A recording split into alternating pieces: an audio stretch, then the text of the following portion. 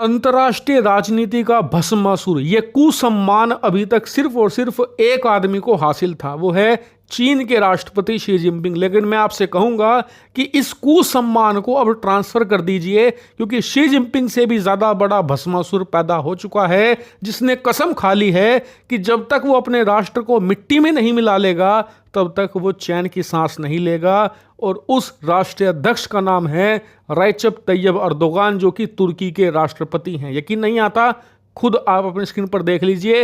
Recep Tayyab Erdogan ने आज ये बयान दिया है कि तुर्की इजराइल पर हमला कर सकता है और वहां पर जो फिलिस्तीनी लोग हैं उनकी मदद भी कर सकता है, और साथ ही वो इजराइल को कड़ा सबक भी सिखाने की क्षमता रखता है। ये बयान उन्होंने ऑफिशियली दिया है, और इसके बाद जो इजराइल का रिस्पॉन्स आया है ना, उसे देखने और सुनने के बाद तुर्की की सरकारी मीडिया, तुर्की की सरकार सब के सब हक्के बक्के हो गए हैं कि इजराइल ने क्या कह दिया। दरअसल इस बयान के कुछ ही घंटों के बाद आप अपनी स्क्रीन पर देखिए, इजराइल के विदेश मंत्री ने अर्दोगान को सीधे ट्विटर पर टैग करते हुए लिखा कि शायद तुम सद्दाम हुसैन का अंजाम भूल गए। उसने भी इजराइल पर हमला करने की कोशिश करी थी, उस समय इजराइल कमजोर था, लेकिन हमने बदला लिया था। और जो लोग नहीं समझे इजराइल किस बदले की बात कर रहा है, तो जरा आपको समझा दूं कि 1990 के दशक में इराक का जो तानाशाह था सद्दाम हुसैन, वो आए दिन इजराइल को परेशान करता था।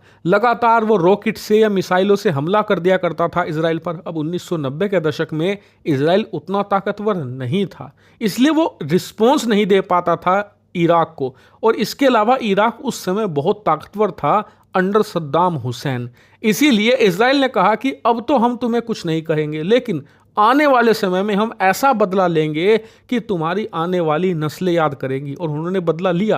कैसे बदला लिया? दरअसल इसके करीबन 11 साल के बाद जब 9/11 का अटैक हुआ अमेरिका पर, तो अमेरिका के अंदर इजराइल के जो आदमी थे, जो कि अमेरिकी सरकार में थे, उनमें यह बात फैलवानी शुरू कर दी कि जी सद्दाम हुसैन परमाणु बम बना रहे हैं, इसके अलावा रासायनिक हथियारों का भी निर्माण कर रहे हैं और मास डिस्ट्रक्शन के वेपन बना रहे हैं, जिससे कि सद्दाम हुसैन जितने भी मिडिल ईस्ट में अमेरिका के सैन्य बेस है या जितने भी बड़े शहर हैं, सब पर हमला करके पूरे मिडिल ईस्ट को अपने कब्जे में ले लेगा। यानी कि सऊदी वगैरह ये सब इराक के कब्जे में आ सकते हैं, और उसके बाद सद्दाम हुसैन पूरे एशिया का सबसे ताकतवर तानाशाह बन जाएगा, जिससे कि अमेरिका भी डरेगा। कुछ ऐसी अफवाहें फैलानी शुरू कर दी और इनका असर हुआ भी। उस समय अमेरिका पर ताज़ा 9/11 का अटैक हुआ था, अमेरिका वैसे ही घबराया हुआ था। उसने ये अफवाह सुनकर ही सद्दाम हुसैन के इराक पर हमला किया। सद्दाम हुसैन को उसके घर से घसीट कर लाए और उस पर ट्रायल चलाकर उसे फांसी पर चढ़ा दिया। लेकिन बाद में पता ये चला कि सद्दाम हुसैन कोई रासायनिक हथियार या परमाणु हथियार बना ही नहीं रहा था, वहां कुछ भी नहीं मिला। लेकिन इजराइल ने अपना बदला अमेरिका के जरिए ले लिया, और उसी का रेफरेंस यहां पर इजराइल दे रहा है तुर्की को कि उस समय हम कमजोर थे, तब हमने ताकतवर सद्दाम हुसैन को नहीं छोड़ा, आज हम इतने शक्तिशाली हैं, तुम्हारी बिसात ही क्या है। और साथ ही आपको बता दूं कि अब इजराइल ने तुर्की को ऑफिशियली अपनी हिट लिस्ट में डाल दिया है। अब आप देखेंगे आने वाले समय में कि इजराइल, उसके जो कनेक्शंस हैं पूरे यूरोपियन कंट्रीज के अंदर, अमेरिका के अंदर, उसके जरिए अर्दोगान और उनके देश तुर्की को आइसोलेट करवाएगा इजराइल।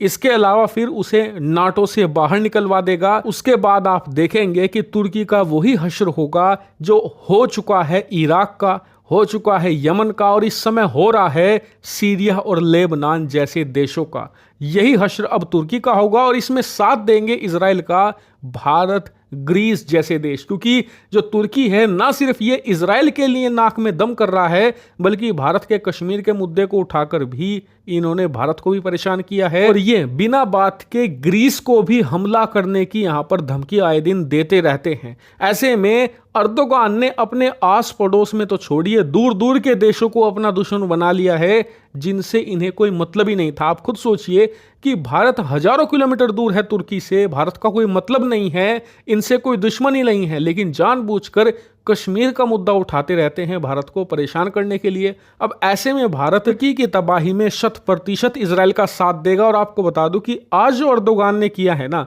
इन्होंने रेड लाइन क्रॉस करी है। अभी तक जो ये बयान देते थे उससे परेशान जरूर होते थे भारत, इजराइल, अमेरिका, यूरोपियन देश, लेकिन इतना ज्यादा कठोर बयान कि हम आप पर अटैक कर देंगे, ये इनके अंत की शुरुआत करेगा।